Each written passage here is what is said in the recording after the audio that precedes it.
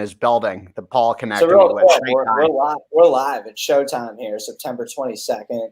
Welcome to the show, everybody. Rolland, Mark, and Mashup. We do this every morning, Monday through Friday. We discuss what's going on in the market. We give different stock tips, and we give our opinions. And Mike, we've been pretty spot on with conviction calls. We should start having like a category for conviction calls, I think, as part of our subscription when we start it. Yeah, well, Mike made a great call. I believe it was yesterday with GameStop, which was obviously down yesterday because the whole market was down. But this morning, right now, it's up 22% pre-market. Boom, baby. At 1073 at the moment. And the reason it's up is because apparently there's discussion about them coming out with an Amazon-type website for video games and for merchandise and all things related to that. So that's going to be a really interesting thing to follow. I mean, that stock's just getting started now. You have to look at that as a completely different category of a company. And when I was doing the research this weekend, when the Chewy founder, Ryan Cohen, invests in a stock, pay attention because he rarely does. And he owns 10% of GameStop. My buddy Danny told me about this when we were hanging out this weekend, and I started doing some homework on it. And I went long 1,500 shares yesterday when it was down about 8%. And woke up when Dan texted that. I was pumped. So I'm annoyed I didn't buy 20,000 shares, but hey. Yeah, and Mike, you talk about the short squeeze, and if what you were saying is true, and there really is a huge short interest in that stock, there's going to be a lot of people opening up their portfolios this morning to a lot of pain, and in my book, pleasure. I like that. And that might have already, like we were talking about yesterday, happened for the last couple of weeks because that stock's already been on a big run. But now it's about to go on an absolute tear now. I think now that it broke 10, you're going to see this thing hit new legs. I recommend for our viewers even, this is not just because it's up huge today. This is not a situation of, great earnings, up huge, wait a little for a pullback. This is a different category of a stock now. That's how you have to be thinking about this. Well, just be aware that the 50-day is like $5.39 on this stock. And when a stock gets too far away from that, percentage-wise, it has a real hard time moving much higher. Yeah, but Dad, there's exceptions to that rule. Can you go over that?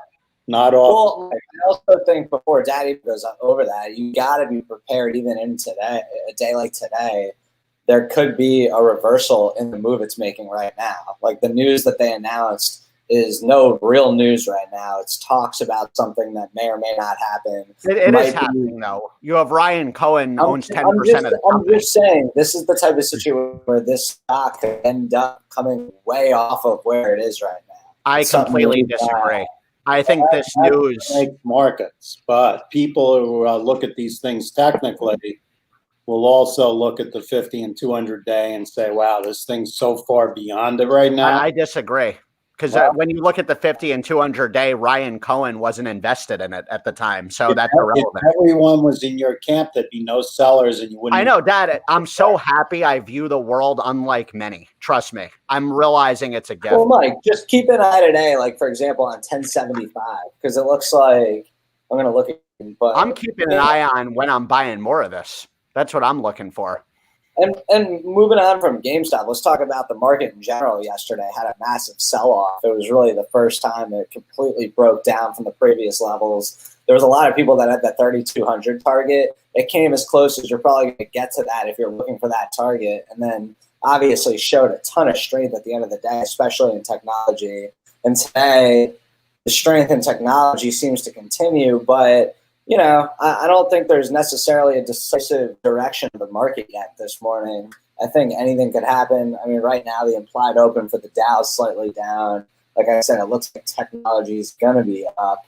And, I mean, Dad, what were your thoughts yesterday? I know you weren't necessarily around to tune into what was happening, but just based off of I was watching the market. I just wasn't doing anything yesterday, but it's not surprising to me that they went back to the techs because after a big sell-off, you go back to the previous leaders. Obviously, the the at-home stocks were back in favor because of what's going on in Europe and other parts of the world where the close-ups are happening again. So you saw those stocks really lead the market, the Zooms of the world. Amazon, Apple, Microsoft, all reversed, ended up on the day, and it led tech to be up on the day.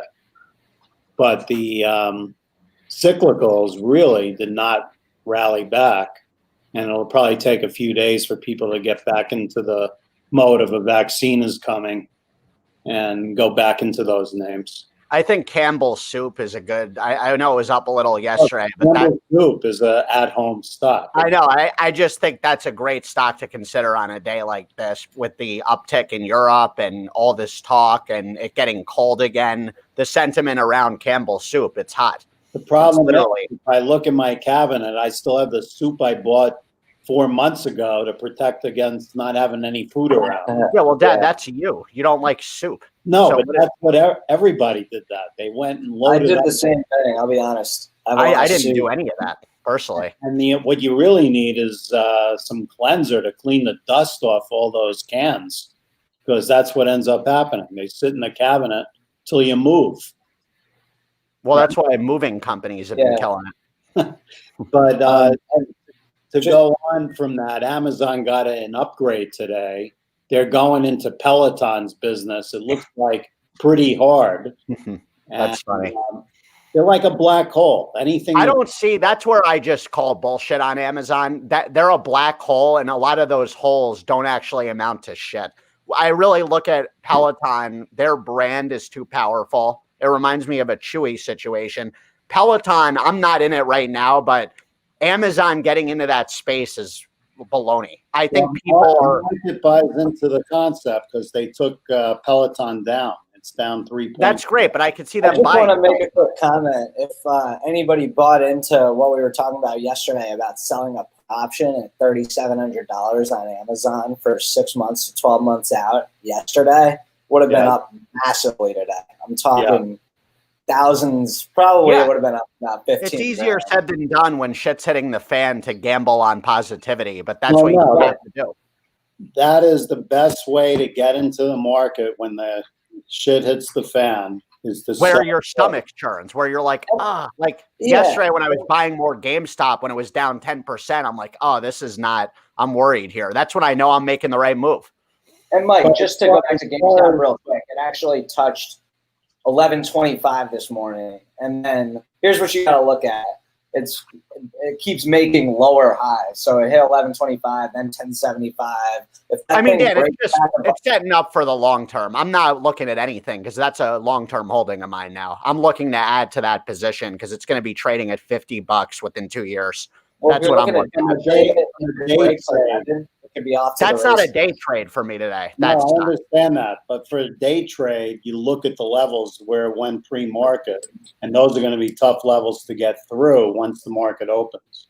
If they do get through that level, then it's really going to be interesting. Yeah, it'll be very interesting. Let's see that happen.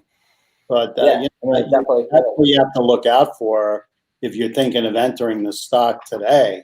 Well, luckily I got in it yesterday, so I'm looking out for just adding to this bad boy. I'm annoyed I didn't buy way more yesterday. There's been a couple times the last month. I wish I pulled more of a trigger. Yeah. Well, let me ask you, are you guys buyers in this morning open, or do you think the market's going to kind of retest the lows of yesterday? Because I kind of think they're going to retest yesterday. And maybe that makes me completely wrong, and the market's just going to rally. I think today will be fine. I don't think today it's going to retest yesterday. I think we're going to see a lot. Like, Dan, we talked offline. The election's right around the corner. We're going to see volatility. It's going to be a step up and down, up and down. We're going to see a lot of that. So I think there'll be good buying opportunities for swing trades. Yeah, I think it's so unclear on who wins the election that there's probably. You know how Kramer talks about the bell, where you kind of get two portfolios at once. And I think at this point, rather than the open markets and the closed markets, which is what they were doing up until now, you want to kind of set up a portfolio where if Biden wins, there's certain stocks that'll do well. And if Trump wins, there's certain stocks that'll do well. So that might be something that people are going to be focused on between now and the election. For example, obviously, if Biden wins, anything green is going to be doing well. Any green energy, solar. What would be a good green energy stock? I don't really have any of those in my portfolio. I don't have a name off the top of my head, but I think anything solar related, because you'll probably see credits again, being brought out. How about Elon's company? Look, Tesla could fall right into that category. Electric cars. Well, his other, not only Tesla. Well, when you got to think about what the motive is of a Biden administration, and I think a lot of it is to make clean energy, right? Well, let's really think about what a Harris administration is looking at, because that would be. I mean, let's not play the political game. No, it's not political. It's just the reality is that's what we should be thinking about long term of who's going to be in office if Biden wins. But for the market point of view, you call it. That's what I'm talking about. That's something to think about. So it's not just the Biden administration. I look at it. What is in Harris's mind with sentiment, with stocks? What favor? She will have little to say about the early part of the administration. Believe me, it's about what he wants. And it's Obama. So let's look back to those days. You had mentioned an Amazon upgrade before. Another big player that got an upgrade that we've brought up a couple times that people might know is Apple. They got an upgrade from Raymond James this morning, and they're acting nice pre-market. And that was really, must be nice getting paid to be an analyst upgrading Apple. Like you could just put someone on the earth and do that. Apple was the stock that kind of turned around the market yesterday. Like the market was just completely falling, and then Apple turned green, and then all of a sudden all the other tech stock followed. And, you can kind of just watch Apple all day to see what the market's going to do. If Apple's up, the market's going to have some support. If Apple starts to slide, everything else is going to follow. So Apple right now is up over $2 pre-market. And you can put Tesla into that category. We haven't really talked about them yet today. They have their battery day. Isn't that today or is that tomorrow? That was yesterday. No, I think it's today. No. Oh, well, either way, Musk completely, he's a genius like this. He tampered expectations purposely. Yeah, but to go further on what you were just saying, then, Apple and Microsoft also, they are in the Dow. So that steadies the market when you get stocks like that, stop going down and start turning up. So not only does it help the tech sector, NASDAQ, it helps the Dow. And Boeing stopped going down again. It looks like it's hanging in there. That's another Dow stock. So if Boeing, Apple, and Microsoft are steady or up, then the market's going to feel a lot better. The other side of that are the banks that are in the Dow, which have been horrendous. Yesterday was one of the worst days for the banks in a really long time on basic issues with laundering money. It seems like it's old news, but it was an excuse to really take these things down. And they don't look like they're going up today. Yeah, they're all down pre-market. Yeah. But I mean, you almost have to be really bullish on stocks like Microsoft right now after seeing them down so much yesterday and then close in the green and then continue that after hours, continue that this morning. I mean, that tells me there's real buyers right now in big tech. And you can throw a handful of companies in that, Adobe, NVIDIA. I mean, all the really big cap names that led the rally over the last few months really showed a lot of strength yesterday. And I don't know if that's going to reverse, but I find it hard to believe it's going to reverse. I think Microsoft under 200 was a gift. And maybe it's going to now go on that run to 245 that we've been talking about. I bought some Microsoft at 198 and change yesterday. Also added to Boeing. when it was under 157. I was just, I'm long a little too much of that now, but it was hard to refrain. Yeah, I mean, Boeing is interesting because Goldman put it on its conviction buy list. They're usually pretty good with that, and the day they put it on, it usually has a big move. Dude, tell Goldman's stock to start acting better. The one time I ever get in it, it just shits the bed. Well, Goldman Sachs, gets thrown in there with all the other banks, and they have issues. And that, by the way, is also the Trump group of that side. The banks are going to get regulated much heavier with a Biden administration. So that's another drag on these stocks short term. By the way, the big tech stocks also are going to be dragged down.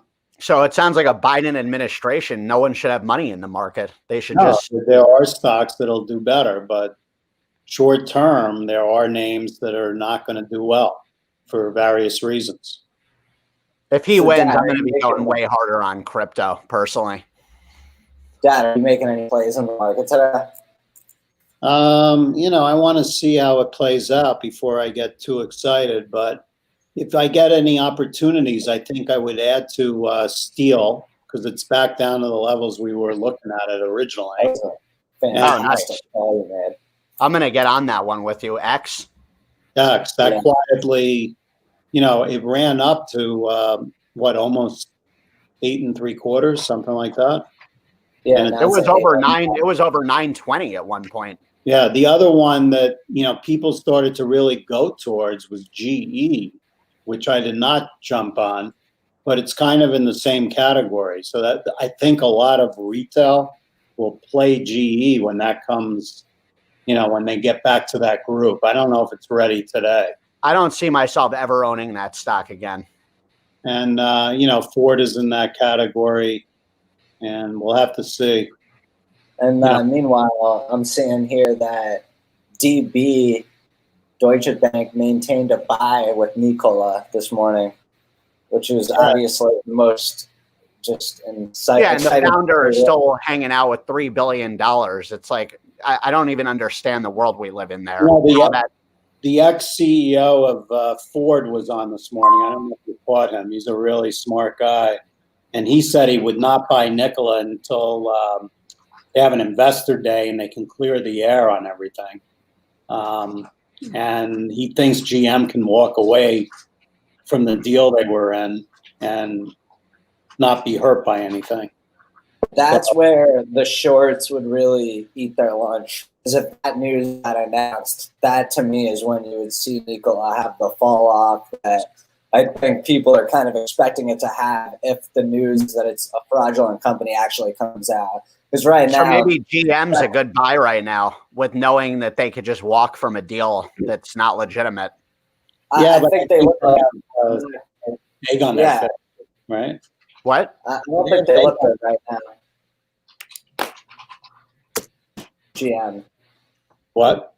I said I don't think they look good right now with everything that just happened. No, I agree. I think they have egg on their face. They spend time with this company, and obviously the due diligence is still out there to see if they're going to stick with it.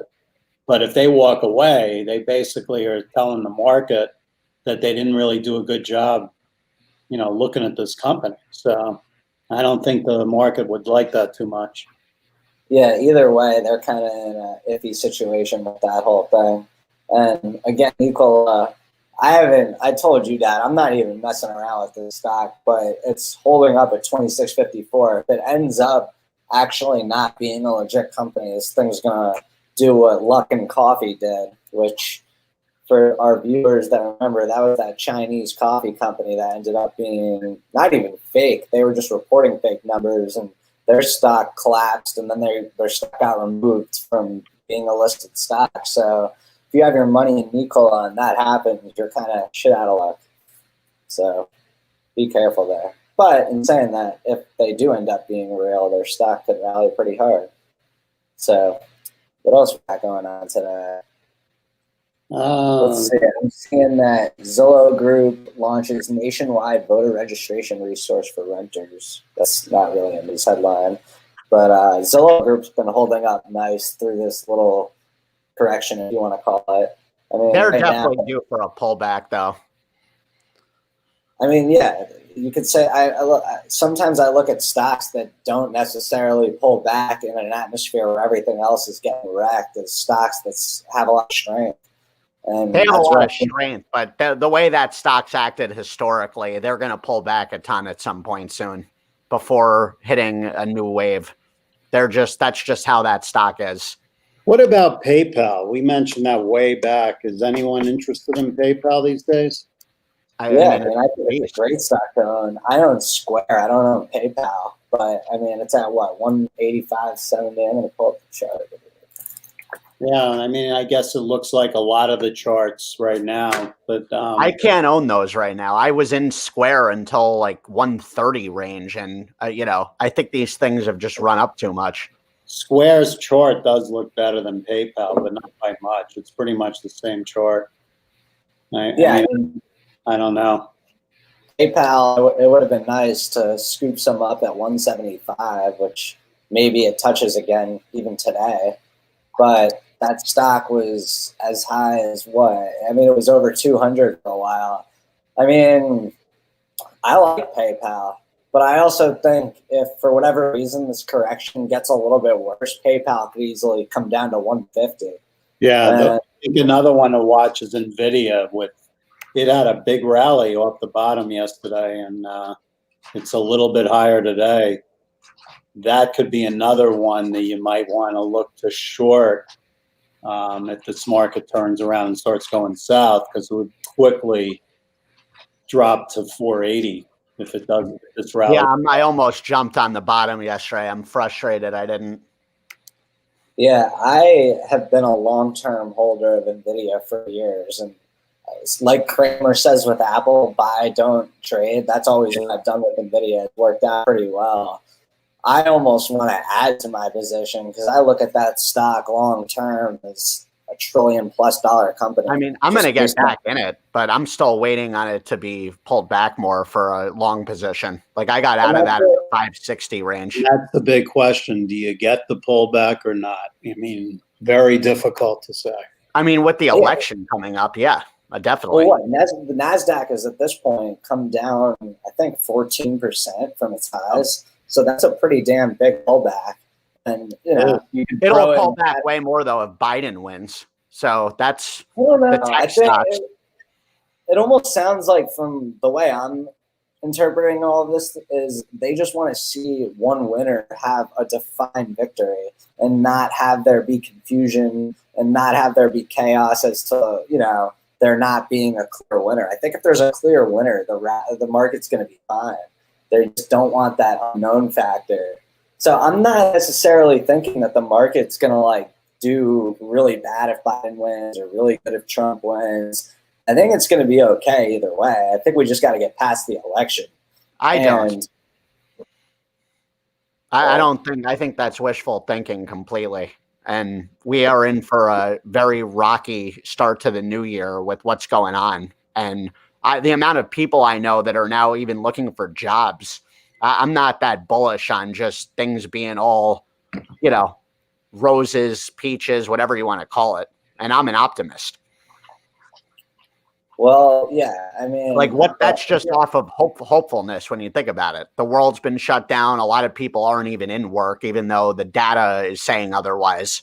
That's where I'm very concerned, is the job reports. If people agree with what you're saying, this morning's a good opportunity to sell even more stock because these tech stocks are giving you another chance if you are really that bearish. And I mean, I'm not long term. I bet on humanity. I'm not selling off out of the market. I'm just saying I don't think things are just going to be steamrolling ahead here right after the election is clarified.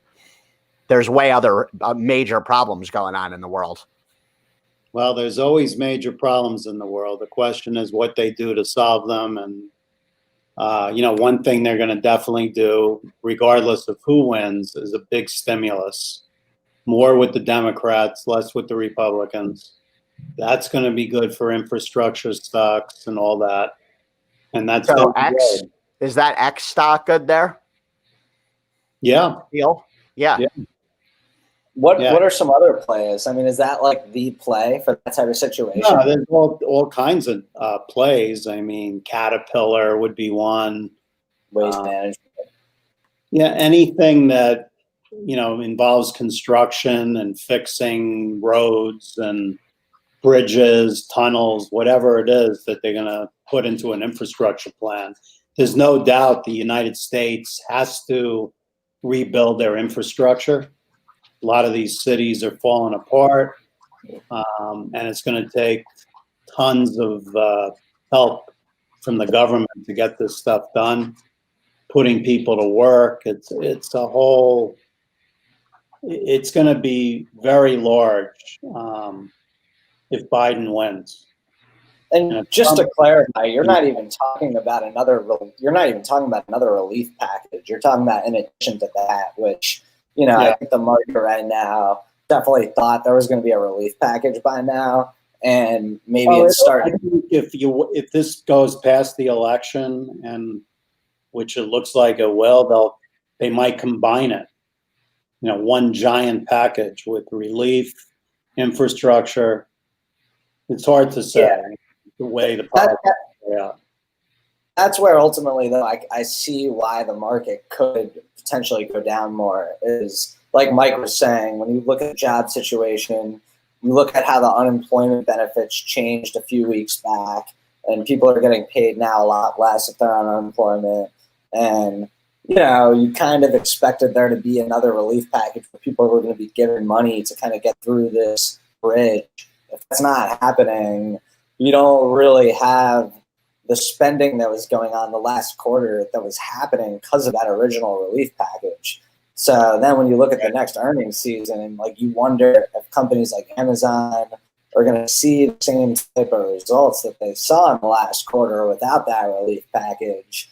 And I think the market right now is assuming that they're not, and that's probably why, Amazon's not at 3,700. If there's a relief package, you got to think a stock like that is going to just be going to the moon. Like you look at Etsy, the companies that kind of got that boost from people having extra money in their pockets are going to go up huge if they end up having a stimulus package. And I sold off my GameStop, by the way, at 10.50. Quick, so much for long term, Mike. Yeah, I'll get back in it later today. I thought about what you guys said. I figure I'll be able to get it a bit cheaper and, keep making money. I like when I make $3,000 in a few hours, it's hard to pass up on that, Nice. Well, good trade, Mike. Thanks. I mean, it's a start. We're still in that, needing way more cash game, but I mean, if you make $3,000 a day, not enough, Dan. Add a zero to that and we'll be in where we need to be. $3,000 a day is not supporting my lifestyle. Yeah, it is. So all you do is but make trades, right? Yeah, Dad. Sure. I wish that was all I did. We got TAC looking like it's opening up pretty nice actually, and everything else kind of seems flat to me. So. Yeah, I mean, we haven't talked about the gaming stocks. They're kind of dull today. There's not much going on there. Well, we should talk about them because I'm short Penn and DraftKings, and yesterday that worked out, and I was trading in and out of them, and I ended up taking the position overnight. Right now, both those stocks are up. I'm really hoping for that flush out when the market opens up here, even if it's really quick, because I'll have my orders placed. And when I woke up this morning, Penn was at like 67 and change for little. And it must have just been a false wick because it literally, for a couple of minutes, as soon as I looked again, it was up to like 69 and change. I don't think I would have had an order go through.